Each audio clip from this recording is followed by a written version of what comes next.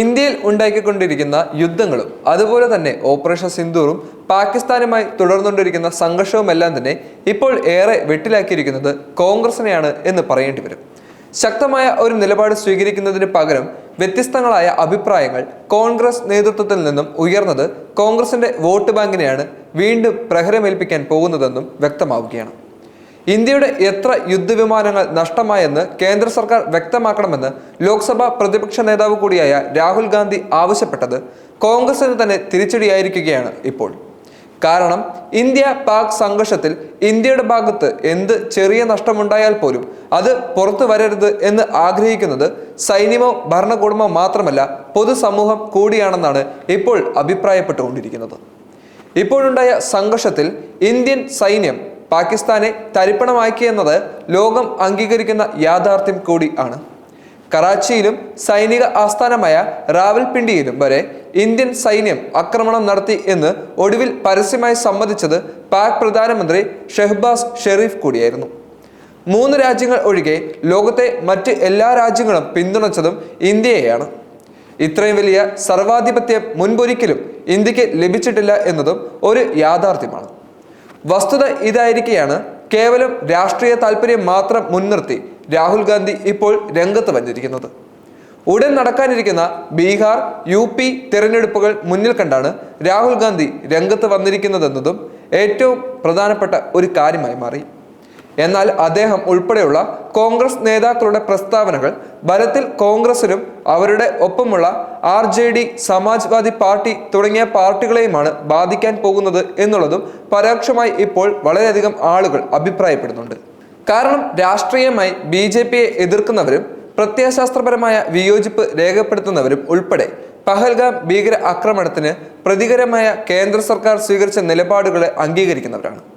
പാകിസ്ഥാനിൽ കടന്നു കയറിയ ഭീകര കേന്ദ്രങ്ങൾ തകർത്ത ഇന്ത്യൻ സൈന്യം തുടർന്ന് നടന്ന പാക് പ്രകോപനങ്ങൾക്ക് മറുപടിയായി പാക് സൈനിക കേന്ദ്രങ്ങൾ തകർത്ത് ജനങ്ങളിൽ പൊതുവെ ആവേശമുണ്ടാക്കിയ വ്യക്തികളായിരുന്നു. ഇന്ത്യ നടത്തിയ സൈനിക നടപടിക്ക് ഓപ്പറേഷൻ സിന്ദൂർ എന്ന് പേരിട്ടത് സ്ത്രീകളുടെയും ആഴത്തിലുള്ള സ്വാധീനിക്കുന്നതിന്റെ ഏറ്റവും പ്രധാനപ്പെട്ട കാര്യമായി മാറി. പഹൽഗാമിൽ സ്ത്രീകളെ വിധവകളാക്കിയവർക്ക് നൽകിയ ഈ രക്തത്തിൽ കുതിർന്ന മറുപടി വോട്ടായി മാറിയാൽ ബീഹാർ, UP നിയമസഭാ തെരഞ്ഞെടുപ്പുകളിൽ BJP ഉറപ്പായും സീറ്റുകൾ തൂത്തുവാരും എന്നുള്ളതും ഉറപ്പാണ്. സൈനിക ഓപ്പറേഷന് പിന്നാലെ തന്നെ രാജ്യവ്യാപകമായി BJP തരംഗ യാത്ര സൃഷ്ടിപ്പിച്ചതും കൃത്യമായി രാഷ്ട്രീയ ലക്ഷ്യം മുൻനിർത്തിയത് കൂടിയായിരുന്നു. ഇന്ത്യ പാക് സംഘർഷവുമായി ബന്ധപ്പെട്ട് സ്വീകരിച്ച സൈനിക നടപടിയെല്ലാം കേന്ദ്ര നിലപാടുകളെ ഉപാധികളില്ലാതെ പിന്തുണയ്ക്കുകയും മറ്റ് രാഷ്ട്രീയ വിഷയങ്ങൾ ഉയർത്തി മോദി സർക്കാരിനെതിരെ രംഗത്ത് വരികയാണ് യഥാർത്ഥത്തിൽ രാഹുൽ ഗാന്ധി ചെയ്യേണ്ടിയിരുന്നത്. അതല്ലാതെ BJPക്ക് രാഷ്ട്രീയമായി ആക്രമിക്കാൻ ആയുധം നൽകിയതായിരുന്നു ഇത്. ഇന്ത്യ പാകിസ്ഥാനെതിരെ സ്വീകരിച്ച നടപടികൾ ബോധ്യപ്പെടുത്തിയാൽ വിദേശ രാജ്യങ്ങളിലേക്ക് പ്രതിനിധികളെ അയക്കാൻ കേന്ദ്ര സർക്കാർ സ്വീകരിച്ച നിലപാട് പുതിയ സാഹചര്യത്തിൽ അനിവാര്യം തന്നെയായിരുന്നു. എന്നാൽ ഇക്കാര്യത്തിൽ ശശി തരൂരിനെ ഒരു സംഘത്തിന്റെ തലവനായി കേന്ദ്ര സർക്കാർ ഏകപക്ഷീയമായി തീരുമാനിച്ചത് അവരുടെ രാഷ്ട്രീയ അജണ്ടയുടെ കൂടി ഭാഗമായിരുന്നു. ഈ കെണിയിൽ വീണുപോയാണ് ഇപ്പോൾ രാഹുൽ ഗാന്ധിയും കോൺഗ്രസ് നേതൃത്വവും പ്രതികരിച്ചിരിക്കുന്നത്. തരൂരിനെ നിശ്ചയിച്ചതിൽ കുപിതനായ കോൺഗ്രസ് നേതാവ് സൽമാൻ ഖുർഷ്ദീപ് സർവകക്ഷി സംഘത്തിലേക്കുള്ള ക്ഷണം നിരസിച്ചതായി വാർത്ത പുറത്തു വന്നിരുന്നു. ഇതോടെ ഇന്ത്യ മുന്നണിയിൽ നിന്ന് പോലും കോൺഗ്രസ് ഒറ്റപ്പെടുകയാണ്.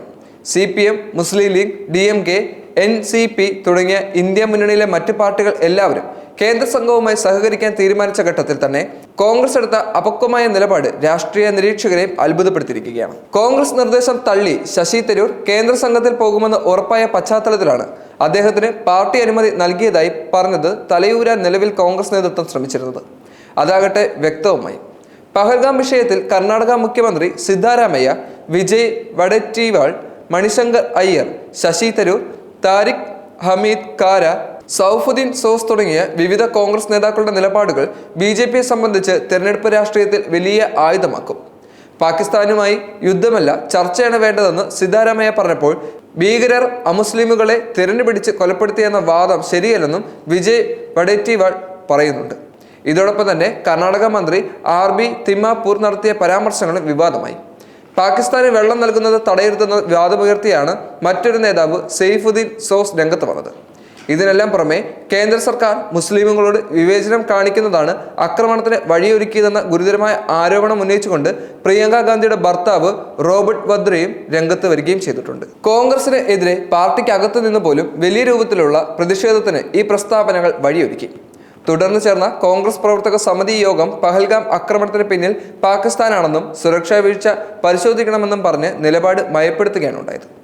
ഇക്കാര്യത്തിൽ കേന്ദ്ര സർക്കാർ സ്വീകരിക്കുന്ന ഏത് നടപടിയെയും പിന്തുണയ്ക്കുമെന്നും മല്ലികാർജുൻ ഖാർഗെയും രാഹുൽ ഗാന്ധി പ്രഖ്യാപിച്ചിട്ടുണ്ട്.